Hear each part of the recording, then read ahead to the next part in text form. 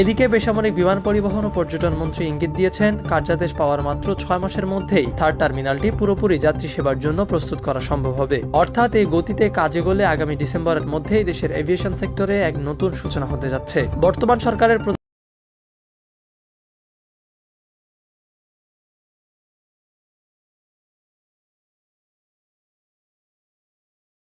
প্রধানমন্ত্রী ও শীর্ষ কর্মকর্তাদের কঠোর ও সময়োপযোগী নির্দেশনায় দেশের বহুল প্রতীক্ষিত এই টার্মিনালটি এখন দ্রুত আলোর মুখ দেখতে যাচ্ছে।